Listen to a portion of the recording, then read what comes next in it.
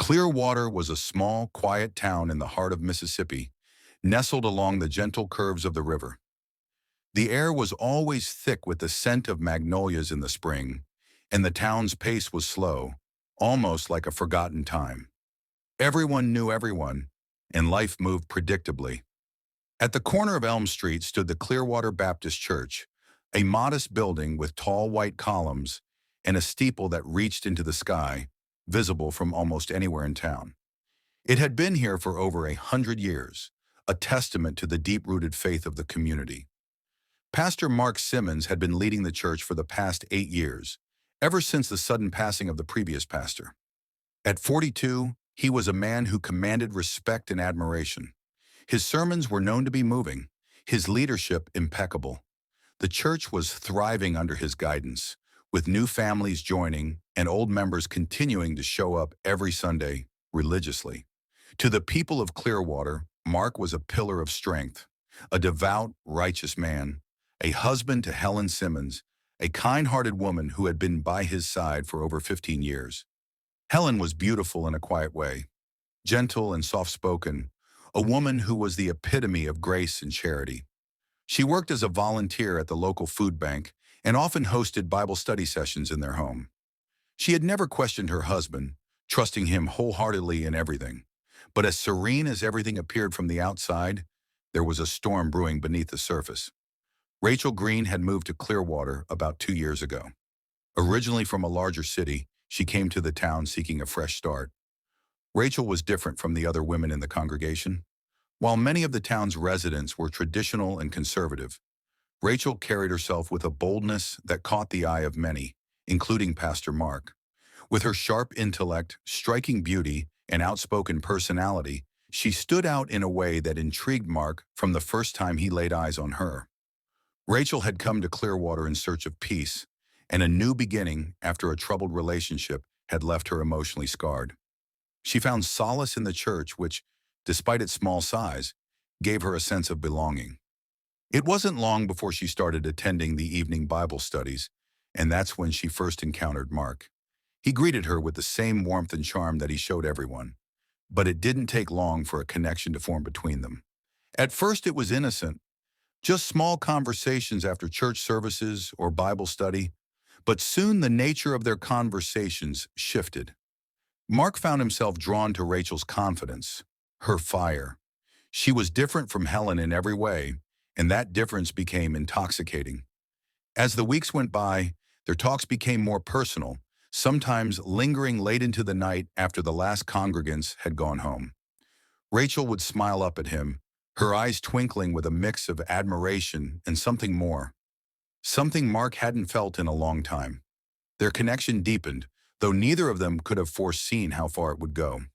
It was a slow burn, subtle at first, but then it began to grow into something undeniable. Mark, though aware of the boundaries of his role as a pastor and a married man, found himself increasingly drawn to Rachel. She was easy to talk to, someone who understood him in a way that Helen no longer did. Helen, despite her kindness, had become distant over the years. The spark that had once fueled their marriage had long since dimmed, and their conversations had grown more routine. It wasn't that he didn't love her, but the excitement he once felt seemed to have faded with the years. One evening, as he was leaving the church, Rachel was waiting outside. She had a bold smile on her face as she approached him, her eyes glinting with something Mark hadn't seen before. "Pastor Simmons," she said, her voice smooth and inviting. "I've been meaning to ask you something." Mark chuckled, trying to hide his growing discomfort. He knew what this conversation was going to be about. He had been putting it off for weeks, but he couldn't avoid it any longer. "What's on your mind, Rachel?" She stepped a little closer, her voice low and confident. "I think you've been avoiding me." Mark froze, his heart beating a little faster. "I'm not avoiding you, Rachel. Just busy. You know how it is." Rachel raised an eyebrow, her lips curling into a mischievous grin. "Are you sure? Or are you afraid of what's between us?" The tension in the air was palpable. Mark's mind raced. He knew the right thing to do. He was a man of God. He was married to Helen, a woman who had been loyal to him through thick and thin. And yet, despite the rational part of his mind screaming at him to pull away, there was something else. a part of him that had been ignored for too long, that wanted to reach out to Rachel. "I'm not afraid of anything," Mark said. But even as he spoke the words, he knew they were lies. There was something about Rachel that made him forget about everything else. His vows, his ministry, his life in Clearwater. It was as if she had ignited a fire within him that he hadn't even known existed. She laughed softly, stepping even closer to him, her hand lightly brushing against his arm. "You don't have to be afraid, Mark. I won't bite. I just think you're a man who deserves to feel something more than just duty. Don't you agree?" In that moment, Mark's world seemed to tilt. The guilt that had been creeping in with every passing day began to fade into the background. He had never allowed himself to truly feel anything outside of his responsibilities to his family and the church. But now, in the presence of Rachel, everything felt so different. The warmth of her touch lingered on his skin long after she had gone, leaving him with a longing he couldn't shake. The affair started soon after that night. It was secret at first, risky, thrilling. Late-night phone calls, clandestine meetings at hotels, stolen kisses when no one was watching. Rachel made him feel alive again in a way that nothing else had in years. But the more time he spent with her, the more the line between right and wrong blurred. What had begun as an escape quickly turned into something much deeper, and Mark found himself falling for a woman he knew he shouldn't be with. But Mark wasn't the only one affected by this. Helen, his wife, had begun to sense the shift. There was a distance between them, a coldness that hadn't been there before. She couldn't put her finger on it, but she noticed that Mark seemed distracted, his once constant affection for her waning.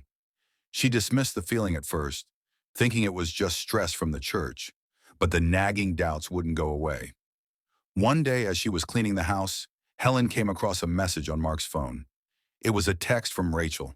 Her heart sank as she read the words. The text was innocent enough, but something in it felt off, a casual tone, a familiarity that felt too intimate for someone who was supposed to be just a parishioner. Helen's gut twisted with suspicion.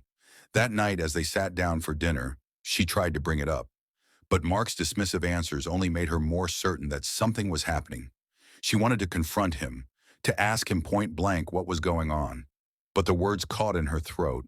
Instead, she found herself retreating into silence, wondering if the man she had married was slipping away from her. As the days went by, Helen's suspicion deepened, but she had no idea just how close she was to discovering the truth. The affair was about to reach a breaking point, and the consequences of Mark's actions would soon become too great to hide. Rachel, for all her allure, had no intention of letting go of Mark easily. What had begun as an affair was now a full-blown obsession. She wanted more than his attention. She wanted a future with him. But the reality of the situation was beginning to set in. Mark wasn't just her lover. He was a pastor, a married man with a family. If their secret ever came to light, everything would fall apart. What neither Mark nor Rachel realized, however, was just how far the consequences of their choices would go. And that realization would come sooner than either of them expected. The air was thick with the tension of unspoken words. As Mark sat at his desk in the church office late one evening, the dim glow of the desk lamp cast long shadows on the walls. His mind was a storm of conflicting thoughts, each one crashing into the other with no hope of resolution. Rachel's face lingered in his thoughts, her pleading eyes, the fire in her voice when she had refused to abort their child. He could hear her words echoing in his mind. "I won't do it, Mark. I won't kill my baby." It was impossible for Mark to ignore the truth now, the truth that Rachel was pregnant. The weight of it sat heavy in his chest, suffocating him with every breath. The whole situation had spiraled out of control, and he had no idea how to stop it. His mind drifted back to the evening when Rachel had first told him about the pregnancy. Her excitement had been palpable, her joy almost infectious. But for Mark, it had been the beginning of a nightmare. He had told her to get rid of it. He had begged her, pleaded with her. He had even offered to help her find a discreet clinic, a place where no one would know, where it could all just be forgotten. But Rachel had been adamant. She wasn't going to end the pregnancy. She wasn't going to let him walk away from it. "Mark," she had said, her eyes fierce with determination, "this isn't just your problem. This is mine too, and I'm keeping it. He had tried to be patient, to reason with her. He had promised her that they could start a new life together once the pregnancy was over, once everything could go back to normal. But it wasn't just Rachel's refusal to comply that had him worried. It was what would happen if anyone found out. The church would collapse. His reputation would be ruined. Helen would be devastated. And what about the people of Clearwater? They all looked up to him, trusted him as their pastor. What would they think if they learned he had been hiding such a dark secret? They would never forgive him. Mark stared at the phone in his hands, the screen dim and blank. He had been trying to contact Rachel all day, but she wasn't responding to his messages. She had become distant, almost cold. He wasn't sure if she was angry at him or if she was just beginning to see the weight of their situation the same way he had. Either way, something had to be done, and it needed to happen soon. His fingers gripped the edges of the desk, and for the first time in a long while, Mark allowed himself to think clearly. He wasn't a stranger to difficult decisions, to moral compromises. After all, he had spent years navigating the complexities of life as a pastor, learning when to comfort, when to counsel, and when to make sacrifices for the greater good. But this was different. This wasn't about saving his career or his marriage anymore. This was about survival. Mark's thoughts grew darker, more twisted with every passing minute. He had always been a man of control. He had controlled his congregation, his wife, and even Rachel for the most part. But now Rachel was no longer obeying him, no longer following the plan he had laid out for them both. If she continued to resist, if she insisted on keeping the child, then she would expose him, and everything would come crashing down. He couldn't let that happen. The longer he thought about it, the more certain he became. Rachel couldn't be allowed to live. She was too dangerous, too unpredictable. If she continued to demand that he be involved in her life, if she insisted on keeping the pregnancy, there was no telling how far she might go. Mark couldn't risk it. He had to act before things got worse. His mind flicked to the church deacon, Thomas Blake. Thomas was someone Mark had known for years, a man whose loyalty was unwavering, a man who knew how to get things done. Mark's stomach turned as the idea solidified in his mind. Thomas had the connections, the ability to make things disappear, and that's exactly what Mark needed right now. Someone who could take care of Rachel and make sure she was gone without leaving a trace. It made him sick to think about it, but he knew it was the only way out. Rachel had to be silenced permanently. Mark stood up abruptly, pushing the chair back with a screech. He couldn't sit here, wallowing in his guilt and indecision. He needed to take control of the situation. He needed to act, and he needed to do it now. That evening, Mark made the call to Thomas Blake. He had done business with Thomas before, always on the edge of legality, but never crossing the line too far. It had been Mark's clean hands that had allowed him to maintain his position of power and influence in the community. But now he was ready to dirty them, to do whatever it took to protect his family, his position, and his secret. Thomas answered the phone after a few rings, his voice low and gravelly. "Pastor Simmons," he greeted him as if he already knew what was coming. "Thomas," Mark replied, his voice tight with urgency, "I need your help with something important. Can you meet me tonight? I'll explain everything." There was a long pause before Thomas spoke again. "What's it about?" "I'll explain in person. It's complicated." "All right. I'll meet you at the usual place. Midnight." The line went dead and Mark set the phone down, his heart pounding in his chest. This was it. There was no turning back now. He had crossed the point of no return. Later that night, Mark met Thomas at the abandoned warehouse just outside of town. It was an isolated place, far enough from Clearwater for anyone to see or hear. The shadows clung to the walls, the sound of crickets filling the silence as Mark approached the building. He had been here before, in the dead of night, to settle debts or take care of business that needed to remain off the record. Thomas was already waiting for him by the back door. He was a large man, broad-shouldered and intimidating, dressed in a worn leather jacket and faded jeans. He looked Mark up and down with an unreadable expression, his hands shoved deep into his pockets. "Let's get to the point," Thomas said. "What do you need?" Mark took a deep breath. This was harder than he had anticipated. It felt like he was stepping into a different world, one where everything he had worked for was about to crumble. But there was no going back now. Rachel Green, Mark, began, his voice shaky. She's pregnant, and she won't listen to me. She's insisting on keeping the child, and if she does that, everything's going to fall apart. My life, my marriage, my church, it's all at risk. I need you to take care of her. I need you to make sure she doesn't say anything. Thomas didn't flinch. He just nodded slowly, processing the information. And you're sure you want me to do this? He asked, his voice low, almost casual. I don't have a choice, Mark replied, his voice tightening. You're the only one I trust to handle this discreetly. The two men stood in silence for a moment, the weight of the decision hanging between them. Finally, Thomas nodded once more. All right, Pastor, he said, his voice flat. I'll take care of it.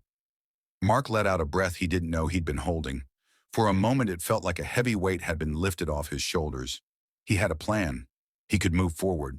But deep inside, something nagged at him. A small voice, a whisper of doubt, told him that this was the wrong choice. But Mark silenced it, pushing the thoughts aside. He had made up his mind. There was no going back now. The following night, Mark sat at the kitchen table, staring at his phone. Rachel hadn't replied to his last few messages. He wasn't sure if she was angry or scared, or perhaps both, but the silence between them was deafening. He had no idea what she was planning, but he knew one thing for sure. If he didn't act quickly, everything he had worked so hard for could come crashing down. As the night drew on, he waited for the inevitable, the calm before the storm. The morning sun broke through the blinds in Mark's office, casting thin slivers of light across his desk. It felt like another normal day, until it wasn't. The calm that had settled over him the night before, after his decision to involve Thomas, was quickly replaced by a rising tide of anxiety. Every minute seemed to stretch on forever. He had made his choice, but now he had to live with it. And living with it was beginning to feel like a burden he wasn't sure he could carry. Mark hadn't heard from Rachel in over 24 hours, and that silence was beginning to eat at him. The last time they had spoken, she had been furious with him. Her words, filled with anger and defiance, rang in his ears. You can't just walk away from this, Mark. I won't let you abandon me or this baby. We'll have a life together, a real life. If you think you can just erase this, you're wrong. The venom in her voice had stung him, and for a moment he had second-guessed his decision. But then, reality settled back in. What she was suggesting, raising a child together, living in secret, wasn't possible. It wasn't just about him and Rachel anymore. It was about everything that Mark had built, the church, his family, his life. He couldn't throw all of that away for one reckless mistake. But Rachel hadn't let go, and now the only way to ensure she would remain silent was to follow through with what he had set in motion. The plan was already in motion, but still a small part of him couldn't help but feel the weight of what he had done. The phone call came in the early afternoon, right when Mark was starting to question everything. His phone buzzed, and he saw Thomas's name flash on the screen. Mark's stomach churned as he answered. Thomas, Mark said, his voice tight. What's going on? Have you handled it? Thomas's voice was calm, but there was something detached about it, a coldness that made Mark's skin crawl. It's done, Thomas said. I took care of everything. Rachel's gone. Mark's heart raced, the sudden realization of what he had done crashing over him. Gone? He repeated, his mind not quite comprehending the gravity of the words. What do you mean, gone? She's not… No, Thomas interrupted. She's not coming back, Pastor. No one will find her. It's all taken care of. Mark leaned back in his chair, pressing a hand to his forehead. He felt dizzy, as if the world were spinning around him. Where is she? What happened? Thomas paused for a moment, and Mark could hear a slight shift in his voice. Don't worry about the details. You wanted it done. It's done. No one will ever suspect you. The church is safe. Your family is safe. The words hit Mark like a hammer. He wanted to scream, to ask for details, to make sure it hadn't been a mistake. But his throat felt tight, his voice frozen. This was it. The storm he had been dreading was upon him, and he had no way of stopping it. As the minutes ticked by, Mark struggled to regain some semblance of control. He needed to think. He needed to stay calm. The last thing he needed was for anyone to suspect him. "I trust you, Thomas," Mark said, forcing the words out. "Just keep everything quiet. No one can know about this. You understand?" "I understand," Thomas replied smoothly. "Don't worry. You won't hear from me again unless you need something else. I'll be in touch if anything changes." Before Mark could respond, the line went dead. Mark slowly lowered the phone, staring at the blank screen, feeling his pulse pounding in his ears. The silence in his office was oppressive, a stark contrast to the storm that raged within him. Later that evening, Mark sat down to dinner with Helen, but his appetite was non-existent. He pushed his food around on his plate, his mind elsewhere, caught in a whirlwind of guilt and fear. Helen seemed oblivious to the tension in the room, chatting about her day, the church activities, the upcoming fundraiser they were planning. It was as if everything were normal, as if Mark's world hadn't just shattered in the past 24 hours. She smiled at him, her eyes soft with affection, but Mark couldn't look at her. How could he? How could he sit there and pretend everything was fine when he knew what he had done? "Honey, are you all right?" Helen asked, her voice filled with concern. "You've been so quiet lately. Is everything okay with the church? You seem distracted." Mark nodded quickly, swallowing hard. "Yeah, just a lot on my mind," he replied, his voice sounding distant even to his own ears. "Just a lot of work to do, you know?" Helen studied him for a moment, her brow furrowing. "You've been so distant lately. You haven't seemed like yourself. Is there something you're not telling me?" Mark felt his chest tighten at the question, the familiar weight of guilt pressing down on him. He wanted to tell her the truth. He wanted to confess everything, to fall on his knees and beg her forgiveness. But the words wouldn't come. They couldn't. It was too late for that now. "I'm fine, Helen," Mark said, forcing a smile. "I'm just tired, that's all." Helen smiled, though there was a trace of doubt in her expression. "I just want you to know that I'm here for you, Mark. You don't have to carry everything on your own. We're in this together." Mark nodded, the words sinking into him like daggers. They were in this together, but he had kept so many secrets from her. He had lied, deceived her, and now in his darkest hour, she was reaching out to him in a way that made the weight of his actions feel even more unbearable. The following days were a blur for Mark. He went through the motions, showing up for services, leading prayer meetings, and trying to maintain the facade of a perfect life. But beneath it all, his mind was a mess. He couldn't shake the image of Rachel's face, the way she had looked at him when she had threatened to expose everything. He couldn't stop thinking about the phone call with Thomas and the way his heart had raced when he had been told that Rachel was gone. It didn't feel real. It didn't feel like he could escape the consequences of his actions, no matter how much he tried to pretend otherwise. And then, one morning, everything changed. Mark was in his office, preparing for the Sunday service, when his phone buzzed with a message from Thomas. His hand shook as he opened it. "We need to talk. Something's gone wrong." Mark felt his blood run cold. He stared at the message, the panic rising in his chest.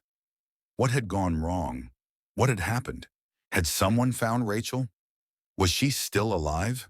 His mind raced with 1,000 possibilities, each one darker than the last. Without thinking, Mark grabbed his coat and headed out of the church, his thoughts consumed by fear. He didn't know what was happening, but he knew one thing.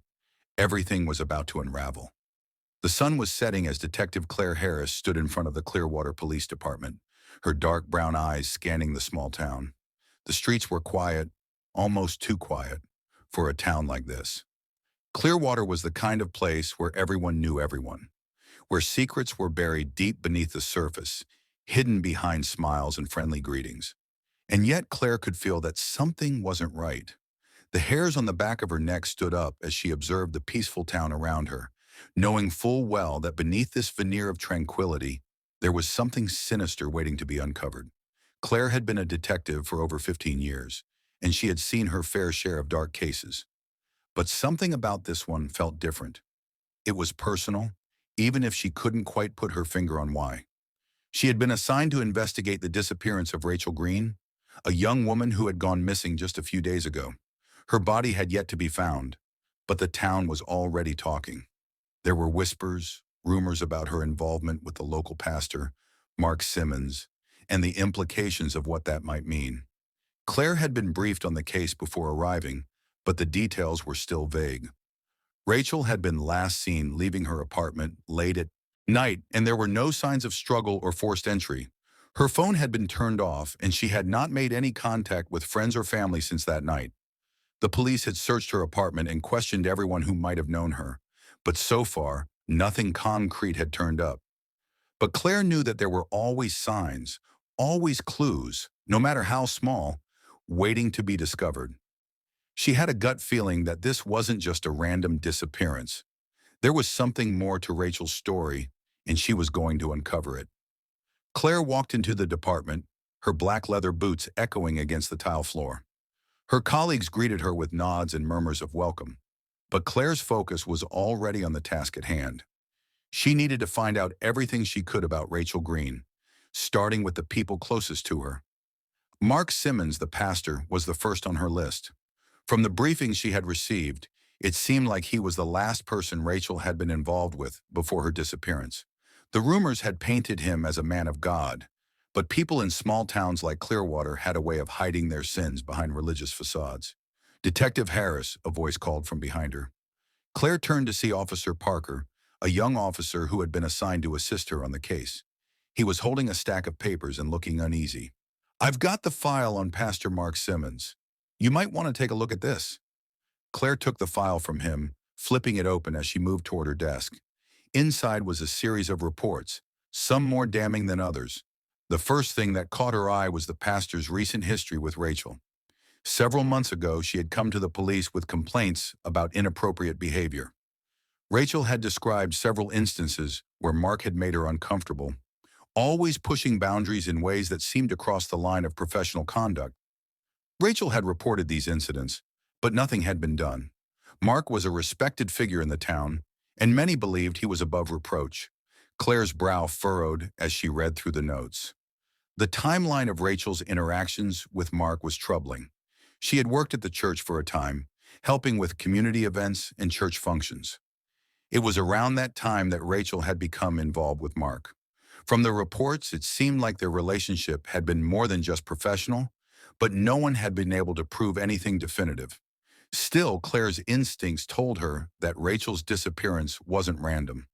Mark Simmons was her prime suspect, and she wasn't about to let him hide behind his clerical collar. The next morning, Claire made her way to the church. The building loomed in front of her, its tall steeple reaching toward the sky as though it were trying to touch heaven itself. It was a beautiful structure, well-maintained, the kind of church that made visitors feel at peace just by stepping inside. But Claire had learned long ago not to trust appearances. The truth was rarely as neat and tidy as it seemed on the outside. Inside the church, the air was cool and smelled faintly of polished wood and incense. The silence was almost oppressive, as though the walls themselves were holding secrets. Claire walked down the aisle, glancing at the pews where people sat each Sunday, listening to Mark Simmons preach. She could see the signs of devotion in the way the church was cared for. The gleaming brass fixtures, the carefully tended altar. When Claire reached the back office, she knocked once before entering. Mark Simmons was sitting at his desk, his back to the door. He had a calm, composed demeanor, but Claire could see the tension in his shoulders. He turned around when he heard her footsteps, a polite smile on his face. "Detective Harris, how can I help you?" he asked, his voice smooth and measured. Claire didn't waste time with pleasantries. She walked straight to the desk and laid out the file she had been reviewing. "Pastor Simmons, I need to ask you some questions about Rachel Green. She's missing, and we believe she may be in danger." Mark's face stiffened slightly, though his smile didn't falter. He stood up, his posture straight and dignified. "Rachel is a good young woman," he said. "I don't know why she would be in danger. We had some disagreements, but nothing serious." Claire kept her gaze fixed on him, her eyes sharp. "You had a personal relationship with Rachel, didn't you? She worked here at the church for a while." Mark's smile wavered just for a fraction of a second. "She was an assistant for a short period," he said. "She helped with events, community outreach. We had some disagreements about her future. She was Difficult at times, but I'm sure she just left town on her own accord.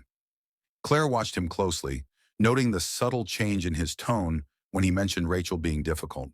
It was almost as if he was trying to downplay the relationship they had, as if he wanted to distance himself from it.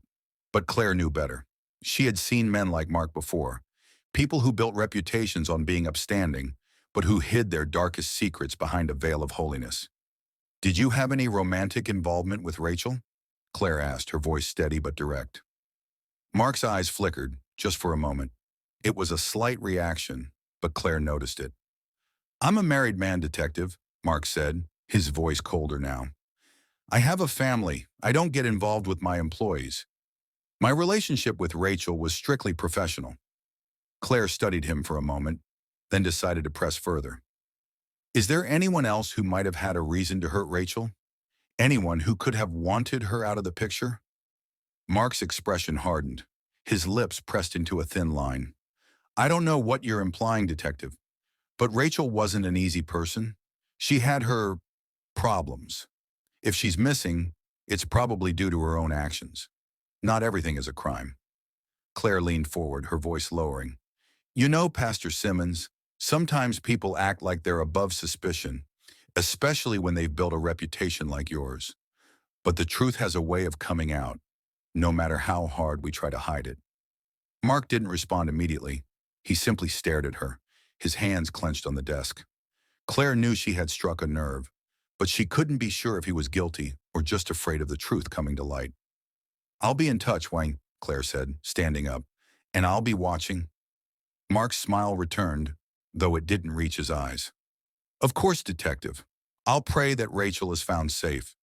As Claire left the church and stepped back into the cool air of Clearwater, she felt the weight of the investigation settling over her.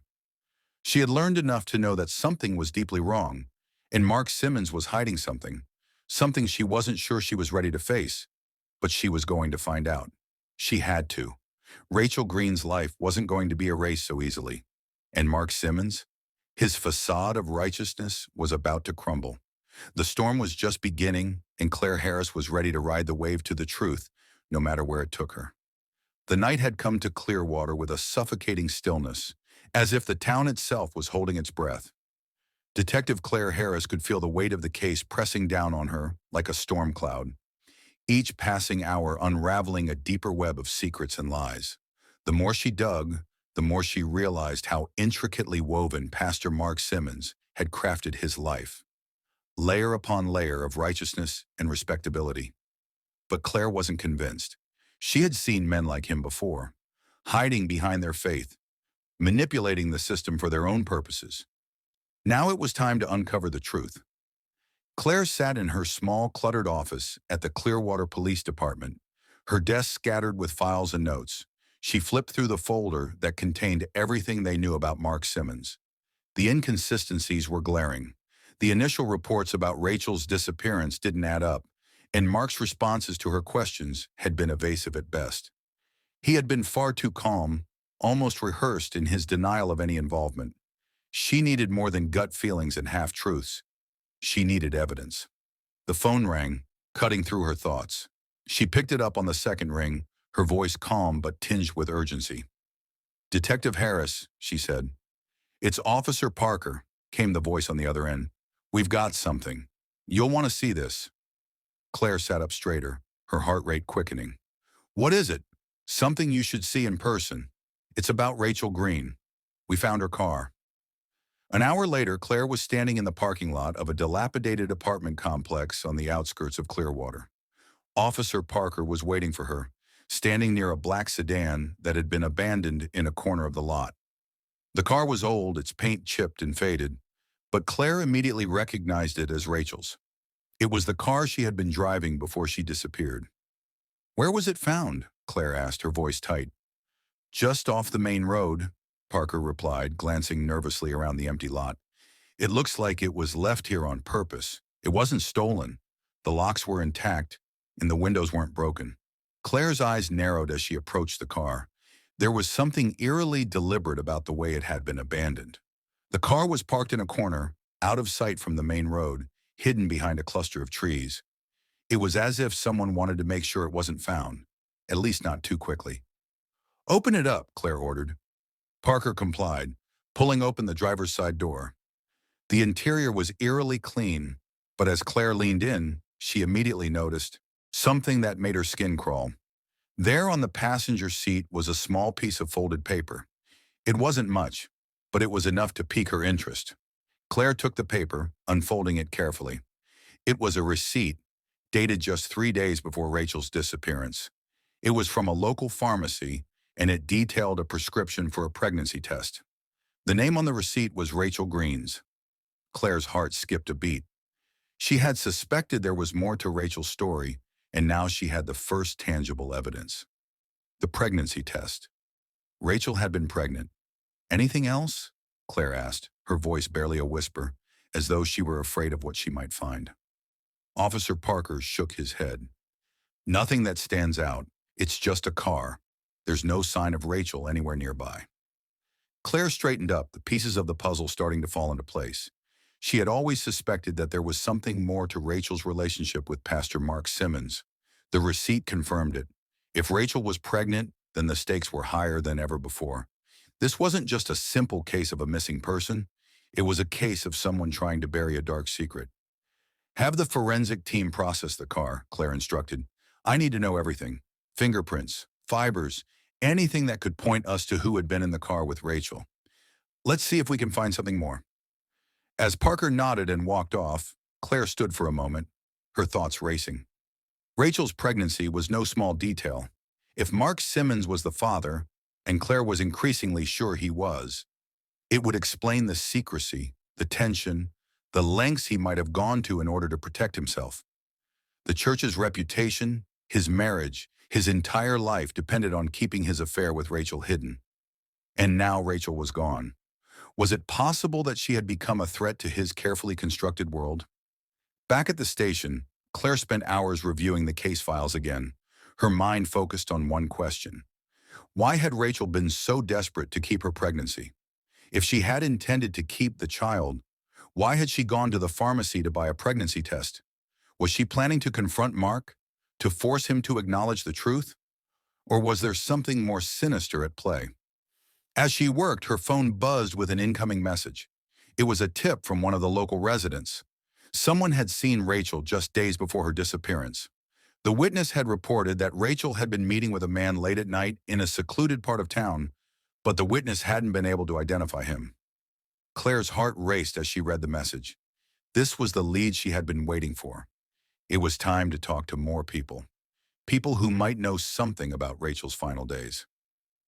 The following morning, Claire visited Rachel's apartment, hoping to find something that might shed light on the young woman's life.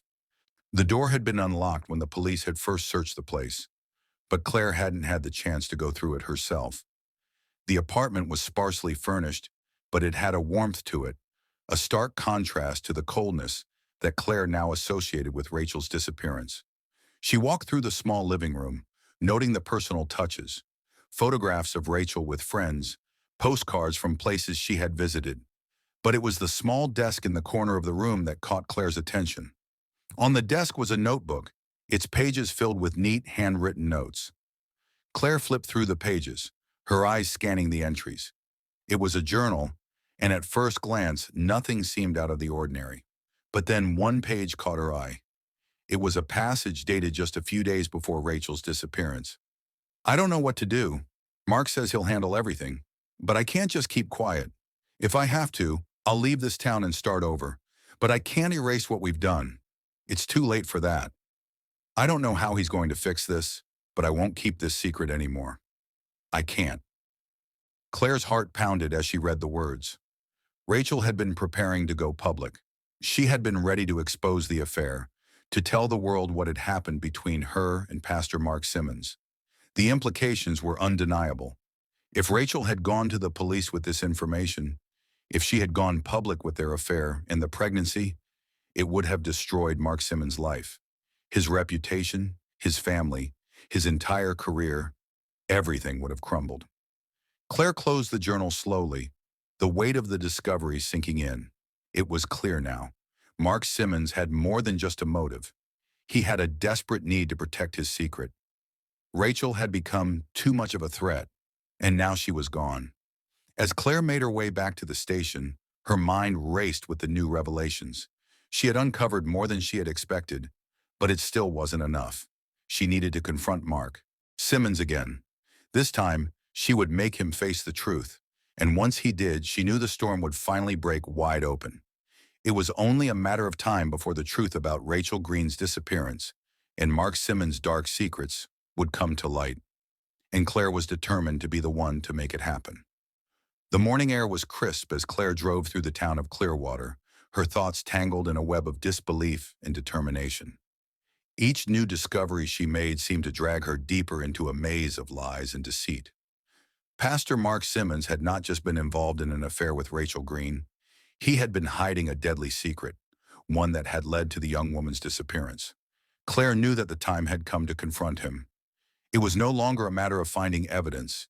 It was about forcing him to face the truth. The walls were closing in on him, and Claire was prepared to bring everything to light. The church loomed ahead, its Gothic spires piercing the early morning sky. It stood as a symbol of hope for the townspeople, a place of solace, a place where faith was supposed to thrive. But for Claire, it now represented a facade, a place where darkness hid behind the sanctuary's tall walls. As she pulled into the parking lot, her eyes scanned the exterior of the building, noting the presence of a few cars. The town's faithful were already starting their day, preparing for the upcoming service. But Claire wasn't here for a sermon. She was here for the truth. Claire stepped out of her car and walked briskly toward the church's front entrance.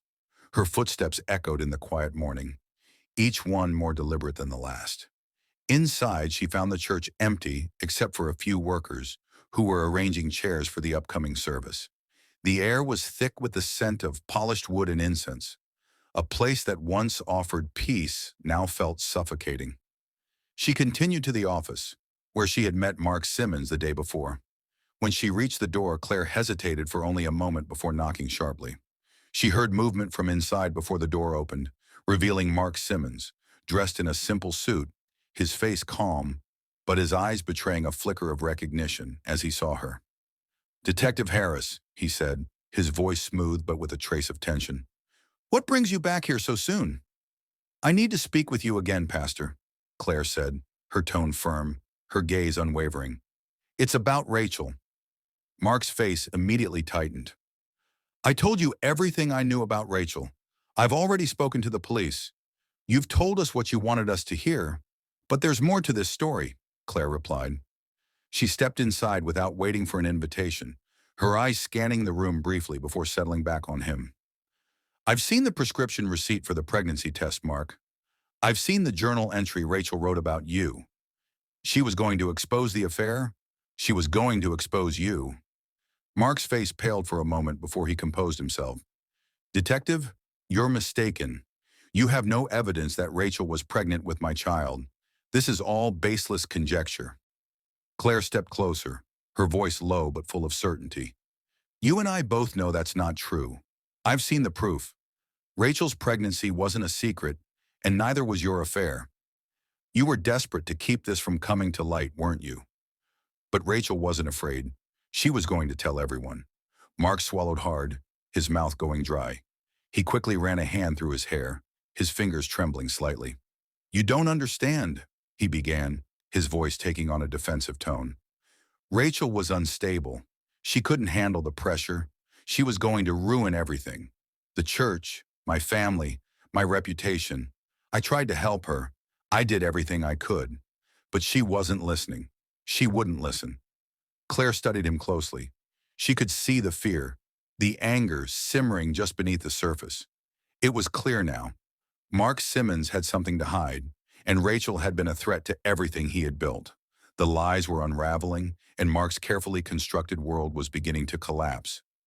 "You don't get to decide who suffers because of your mistakes, Mark," Claire said, her voice harder now. "Rachel wasn't a threat because she was unstable. She was a threat because she knew the truth, and she wasn't afraid to speak it." Mark's gaze flickered, and Claire saw the flicker of panic cross his face. "I didn't hurt Rachel," he said quickly, his voice trembling slightly. "I didn't. I swear I would never hurt her. I wanted to help her, but she just kept pushing me away. She wanted to ruin everything. She was going to destroy my family, Detective. You don't know what it's like to have everything you've worked for taken away in an instant. Claire's expression softened slightly, but she remained firm. You're right, Mark.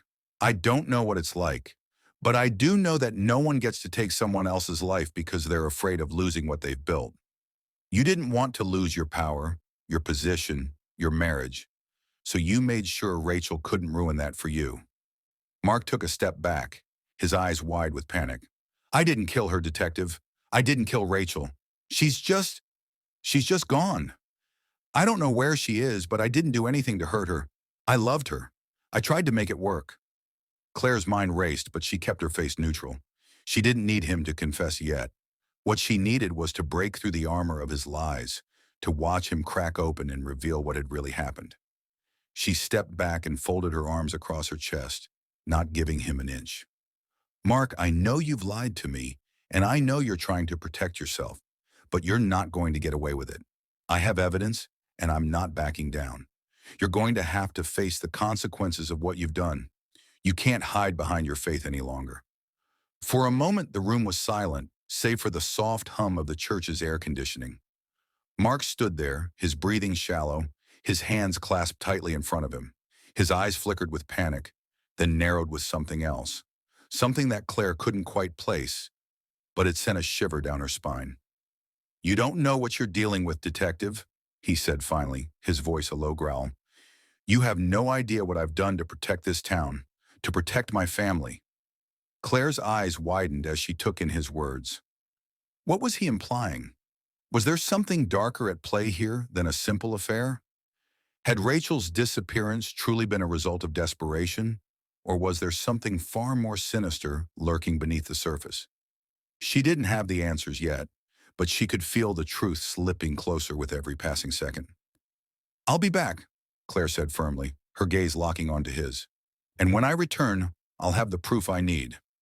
You won't be able to hide anymore.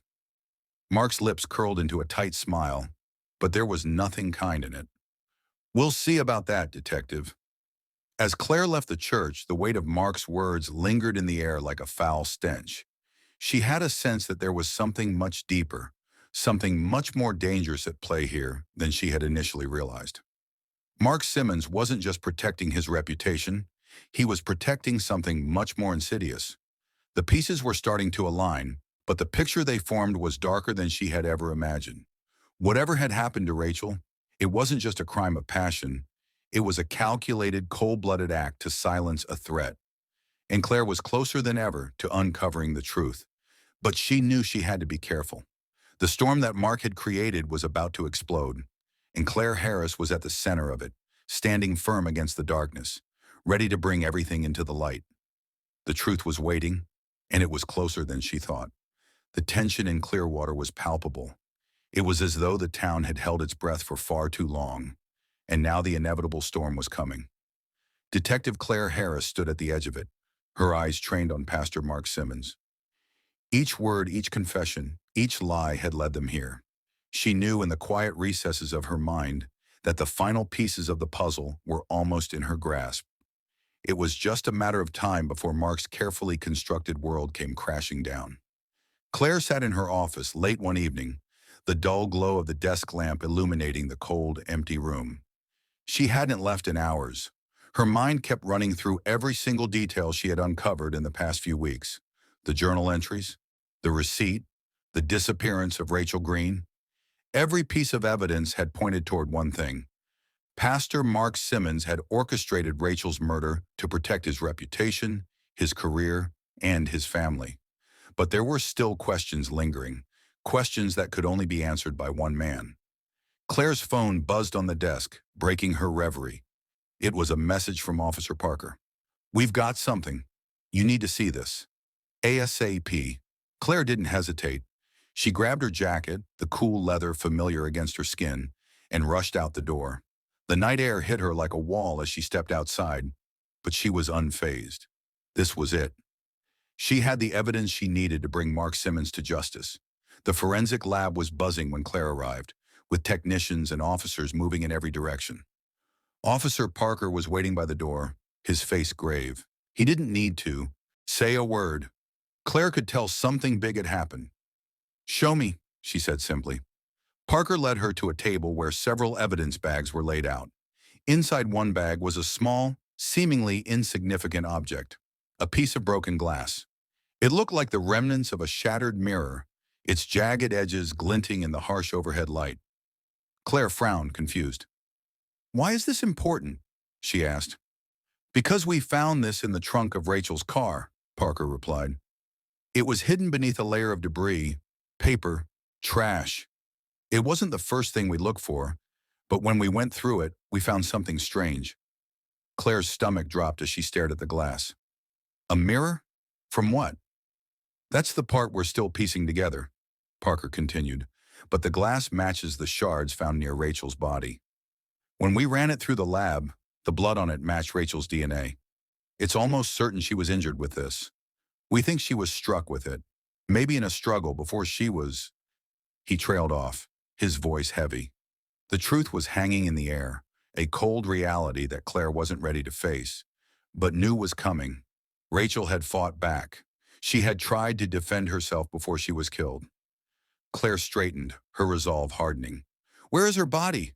"We found it, just a mile from the abandoned car, a wooded area off Highway 15. The body was partially concealed. It was clear she'd been left there after her death, but it wasn't far from where Rachel had been living." Claire closed her eyes for a moment. She could feel the weight of the moment bearing down on her. Rachel had been so close to escaping, but someone had been determined to silence her forever. The phone in her pocket buzzed again, pulling Claire out of her thoughts. It was a call from the lab. "Detective Harris, we've run the mirror glass through our digital forensics database. There's something you'll want to see." Claire's mind raced as she followed Parker to the car. She already had a good idea of what the lab had uncovered, but the truth, real and raw, was about to be laid bare for all to see. Mark Simmons had been careless in his cover-up. At the station, Claire sat down with a computer in front of her, her fingers flying over the keyboard. The lab had found something extraordinary. Using the broken mirror, they had uncovered a series of fingerprints, some of which were smeared in blood, but still identifiable. And one of those prints matched something Claire hadn't expected. Mark Simmons's print was found on the shard of glass. "I knew it," Claire muttered, her voice laced with disgust. The evidence was irrefutable now. Mark Simmons had been the one to strike Rachel. He had been the one to silence her. Hours later, Claire stood outside the glass doors of the church, the weight of the case on her shoulders. Mark was still inside, likely preparing for the upcoming service. But Claire had no intention of letting him get away with it any longer. She had all the proof she needed. She entered the building and walked directly to Mark's office. When he saw her, his usual calm facade cracked for a split second. The tension in his eyes betrayed his guilt. "Detective Harris," Mark said in a strained voice, trying to maintain his usual level of composure. "Pastor Simmons, it's over," Claire replied coldly. "We found your fingerprints on the shard of glass that was used to kill Rachel. We found her body. We found the truth." Mark's face paled. For a moment he said nothing, his lips trembling as he tried to process the weight of her words. But then, with a soft, defeated sigh, he slumped into the chair behind his desk. "I didn't mean to," he whispered almost to himself. "She just wouldn't stop. She wanted everything. She wanted me to leave my wife, my family. She wanted to ruin everything I had worked for. I didn't want to hurt her, but when she threatened to go public, I couldn't let that happen." Claire stood frozen for a moment, the overwhelming sense of betrayal almost suffocating. This man had hidden behind the mask of a pastor, a man of faith, and yet he was capable of the most horrific act. He had killed Rachel Green because he couldn't bear the idea of losing his power, his position. He had killed her because she had dared to threaten his comfortable life. "I tried to reason with her," Mark continued, his voice growing more frantic. "I told her it wasn't possible. We couldn't have a future together, but she didn't care. She didn't care about anyone but herself. She wouldn't back down." He paused, his eyes welling with tears. "I didn't want to kill her. I just didn't know what else to do." "You could have walked away," Claire replied harshly, her voice unwavering. "You could have come clean, faced the consequences, but you chose to kill her instead." Mark looked up at her, the horror of his actions slowly sinking in. He didn't speak for a moment, just sat there, staring into nothingness. Then in a voice thick with regret, he said, "I didn't mean for it to go this far. I swear. I never meant for anyone to die. Rachel's dead because of you," Claire said coldly. "Your lies, your selfishness, it's all on you." Mark Simmons didn't respond. He only stared at his hands as though searching for something that might bring him redemption. But there would be no redemption for him, not now, not after what he had done. As Claire left the church that day, she could still hear Mark's broken sobs echoing in her mind. But the job wasn't finished. Justice had to be served. The truth had to be heard by the world. She stood at the edge of the parking lot, her mind racing with the weight of everything that had happened. She had exposed the lies. She had brought the truth to light. Rachel Green would not be forgotten. As Claire looked up at the sky, she knew one thing for sure. No matter how deeply the darkness had tried to bury the truth, it had never stood a chance against the light.